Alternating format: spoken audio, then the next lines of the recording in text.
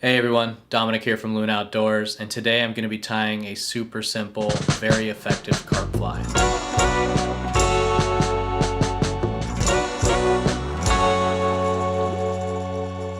Recently we were down in Phoenix, Arizona with Derek of Low Water Guide Service and Bear Trap of the AZ Fly Shop, chasing carp with a variety of methods. Everything from swinging flies to throwing dry flies, and everything in between. The carp we have out here in California where I'm at, and in a lot of the local ponds I've experienced across the US, you generally feed on the bottom. Tailing carp is a common thing you'll see when you're out there fishing for them. They create big mud plumes as they eat off the bottom. Carp are very smart. They have a brain the size of a tennis ball. Very spooky, very wary, but I think most of the battle is just getting a fly on the bottom in front of a carp's face without them knowing you're there. I like bead chain eyes that are just big enough to get the fly down quickly, but not so big that they're going to spook every carp in the pond when it does hit the water. I'm tying this fly in bright red, but it'll work in oranges, browns, olives, anything that looks buggy and kind of natural looking. I think the bright red, with the muddy ponds I have here, really helps the carp, kind of key in on the fly. And I think it looks like, a worm or a larva or something like that. So let's go ahead and tie one up. All right, so in the vise today, we have an 1120 curved scud hook. This is a Daiichi, but I think that just about every hook manufacturer has their version of an 1120 curved nymph scud hook. You're gonna want a heavy wire hook when fishing for carp, and we're gonna put some bead chain eyes on the top that's gonna have this hook riding, point up when sitting on the bottom. And I think this curved hook shank gives you some extra room for that tail to kind of wiggle and dance and do its thing. In the bobbin, we've got just some red thread. This is 210 Danville. Just about any red thread will work. So we're gonna go ahead and start in behind the eye of the hook and work the thread back to just past the point of the hook. And we're gonna go ahead and take some red chenille. And chenille typically comes on, this cardboard packaging, which leaves kinks in it. So I try to work with those kinks and tie in right at those kinks.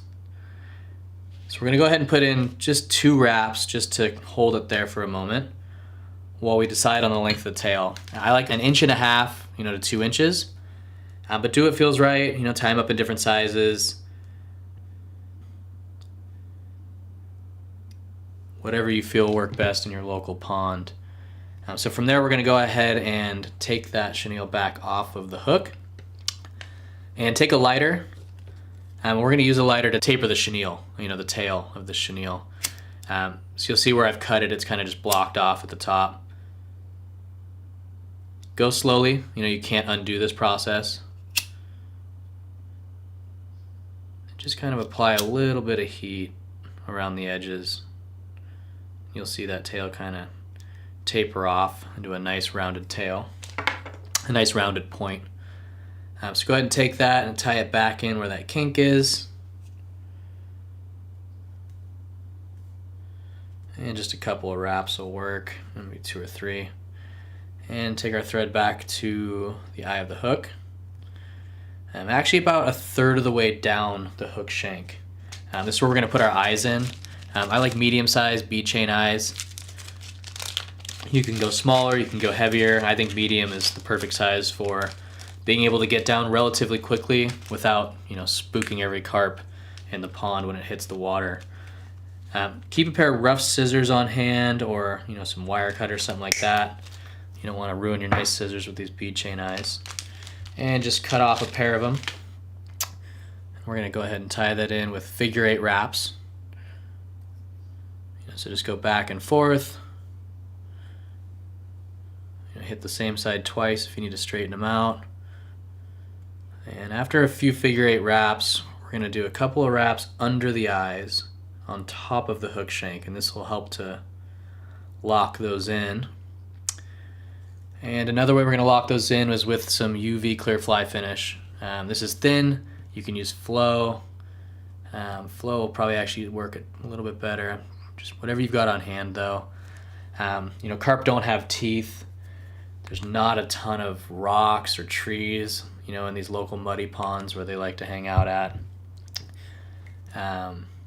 So not a lot of wear and tear on these flies outside of getting them hung up in trees and things like that. I find most of my flies get worn out actually as I'm trying to get these hooks out of the carp's rubber lips, you know, with a pair of hemos and just kind of really prying on them.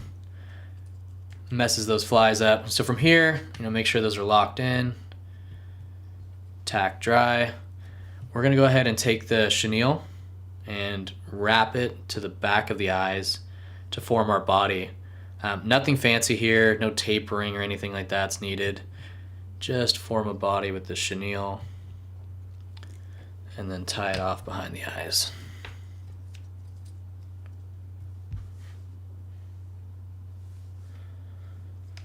And go ahead and trim that in nice and close. So from here we're going to form a dubbing loop. We're going to use some red STS trilobal dubbing. You can use just about any red, orange, brown dubbing. I like the trilobal stuff, just a little bit of flash. I think helps the fly stand out, you know, on the muddy bottom. So we're going to go ahead and take our dubbing loop tool and form a nice little dubbing loop.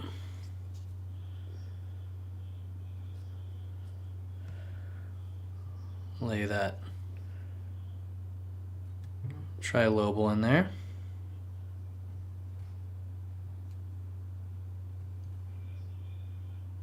A little tricky.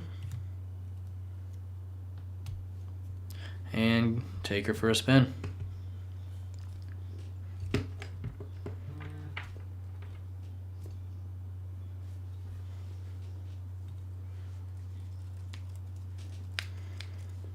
Alright.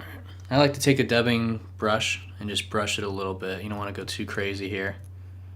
Just loosen it up a little bit.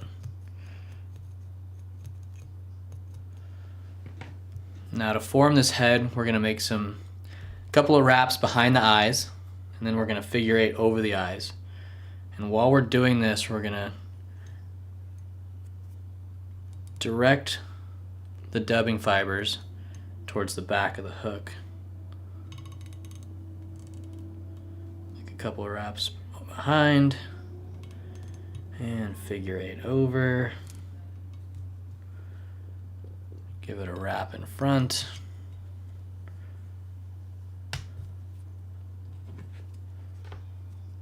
And lock it in.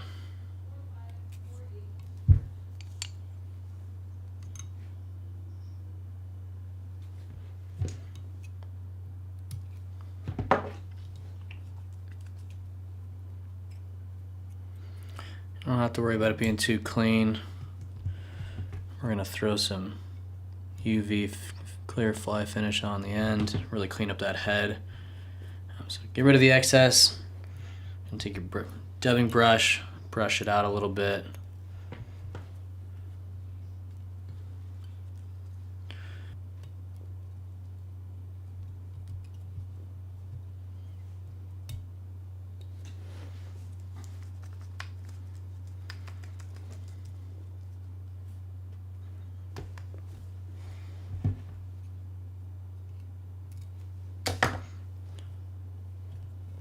Take some clear UV fly finish, just a little bit red on the head, and bake it in.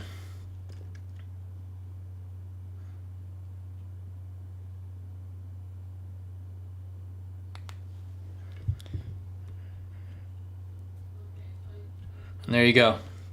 Super simple, quick, easy to tie, very effective carp fly.